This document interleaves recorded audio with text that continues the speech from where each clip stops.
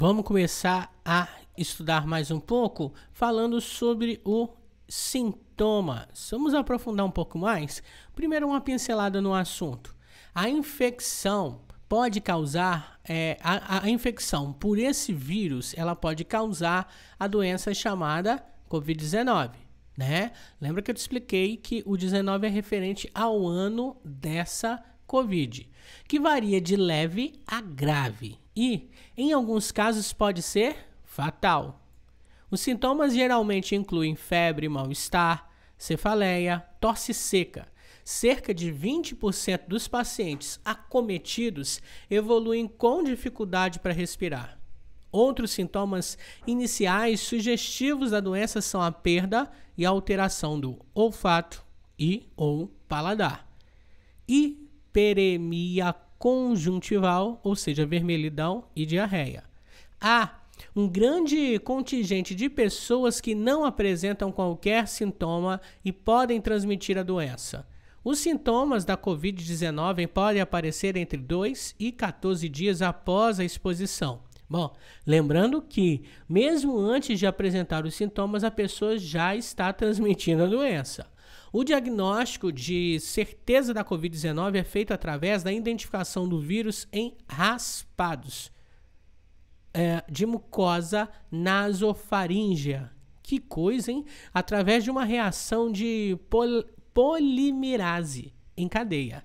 Testes rápidos que detectam a presença de imunoglobulinas, os anticorpos, também estão disponíveis. Entretanto, devido à enorme demanda no momento, estão indicados apenas para casos com sintomas moderados e graves. É possível fazer o diagnóstico de alta probabilidade da Covid-19 utilizando critérios laboratoriais de imagem. Como a pandemia da Covid-19 pode afetar os locais de trabalho? Semelhante ao vírus da gripe, tem potencial de causar surtos extensos, sob condições associadas à disseminação generalizada de pessoa a pessoa. Várias áreas do Brasil e de outros países podem sofrer impactos ao mesmo tempo e, na ausência de uma vacina, o surto pode também ser um evento prolongado. Como resultado, os locais de trabalho podem enfrentar, e aí nós dividimos aqui por pontos. Primeiro ponto, absenteísmo. Os trabalhadores podem estar ausentes se estão doentes, se são cuidadores de familiares doentes, se são cuidadores de crianças, se escolas ou creches estão fechadas ou se tem medo de ir trabalhar devido a uma possível contaminação. Mudança nos padrões de comércio. É provável que a demanda do consumidor por itens relacionados à prevenção e de infecção, por exemplo, máscaras, aumente significativamente, enquanto o interesse por outros bens diminua. Os consumidores também podem alterar os padrões de compra devido ao surto da Covid-19. Procurar fazer compras fora do horário de pico para reduzir o contato com outras pessoas, mostrando maior interesse nos serviços de entrega em domicílio ou preferindo outras opções como serviços de drive-thru. Fornecimento, entrega interrompida. As remessas de itens de áreas geográficas severamente afetadas pela Covid-19 podem ser atrasadas ou canceladas. Prevenção e controle de exposição ao risco da Covid. No contexto da pandemia Covid-19, em qualquer organização em funcionamento, há sempre o risco de transmissão comunitária. Porém, as atividades de trabalho podem dar origem a situações específicas que aumentam o risco. Assim, medidas preventivas específicas precisam ser adotadas de forma a contribuir com o esforço geral de redução de riscos. Nessa sessão, são fornecidas orientações sobre como a organização deve elaborar e executar um plano de prevenção e controle da exposição dos trabalhadores e do risco de desenvolver a Covid-19.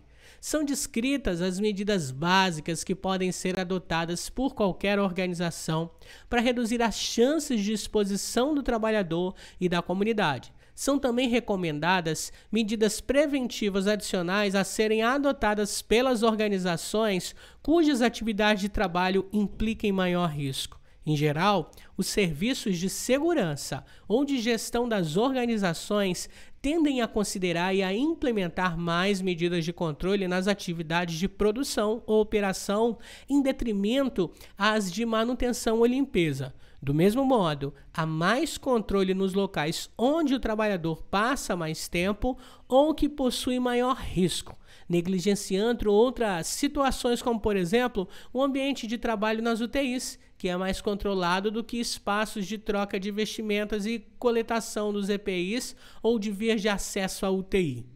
Desenvolva um plano de ação em resposta à pandemia Covid-19 adequado à sua organização.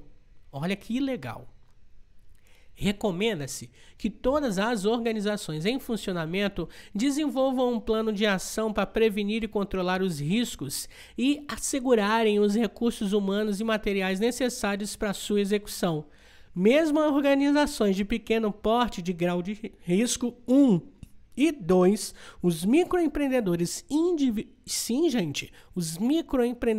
individuais devem estar engajados na prevenção da Covid-19, mesmo quando dispensados pelas normas regulamentadoras 1, de desenvolverem um programa de gerenciamento de riscos. A extensão do plano dependerá do porte da organização e da complexibilidade de suas atividades. Para desenvolver o plano de ação, relacione os cenários de exposição. Isso implica identificar os fatos e os modos de transmissão do vírus, os fatores do ambiente ou da organização do trabalho que aumentam a probabilidade ou a chance de ocorrer a infecção, as medidas preventivas já existentes e os trabalhadores potencialmente expostos devem ser considerados também fatores de risco não ocupacionais relativos à moradia, transporte, comunidade, uma vez que o próprio trabalhador pode atuar como vetor de transmissão da doença. Em seguida, analise cada cenário de exposição para verificar se as medidas de prevenção e controle existentes correspondem às melhores práticas, considerando o nível de informação disponível e se elas são mantidas adequadamente. Identifique quais medidas adicionais são necessárias para reduzir os riscos ao menor nível possível.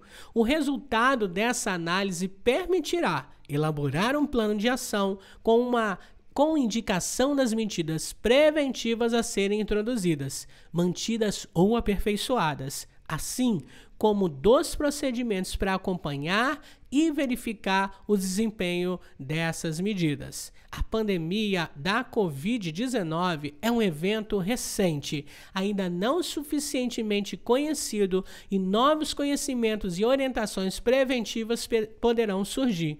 Por essa razão, busque manter-se atualizado com informações disponibilizadas em fontes oficiais, indicadas no final desse documento, e mantenha a vigilância constante nos ambientes de trabalho, de tal forma que novos modos de transmissão possam ser identificados e outras medidas de prevenção e controle adicionais possam ser adotadas. Para estabelecimentos de saúde com atividades que envolvam riscos maiores, a OMS elaborou um instrumento de avaliação de risco que a gente vai ver na nossa próxima sequência.